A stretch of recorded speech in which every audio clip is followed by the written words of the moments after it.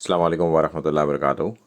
آج ہم بات کریں گے سبز یعنی کہ ہرے رنگ کے کپڑوں کے حوالے سے۔ اکثر یہ دیکھ کے لوگ یہ سمجھتے ہیں کہ یہ بریلوی مکتبہ فکر کی نشانی ہے، یا ہرے جھنڈے یا اس طرح کی چیزیں جتنی بھی ہوتی ہیں، پگڑی باندھ کے کوئی اگر آتا ہے یا تہمد یا کرتا کوئی ہرے رنگ کا پہنتا ہے تو لوگ اکثر یہ سمجھتے ہیں کہ یہ بریلوی مکتبہ فکر سے تعلق رکھتا ہے، مگر نہیں۔ یہ کپڑے اس طرح کے ہرے رنگ کے کپڑے پہننا اللہ کے رسول صلی اللہ علیہ وسلم سے ثابت ہیں۔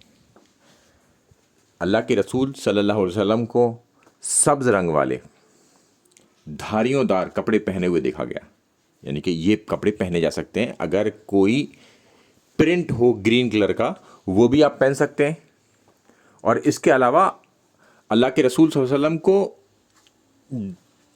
کمپلیٹلی ہرے یعنی کہ پوری طریقے سے ہر ایک چادریں پہنے ہوئے بھی دیکھا گیا، یعنی کہ چاہے پرنٹ ہو چاہے پورا ہرا ہو وہ پہنے ہوئے دیکھا گیا۔ اور اس زمانے میں جو طریقہ تھا زیادہ تر لوگ پہنا کرتے تھے تو دو چادریں ہوا کرتی تھیں، ایک تو تہمد کی جگہ باندھ لیا کرتے تھے، دوسرا اپنے اوپر ڈال لیا کرتے تھے۔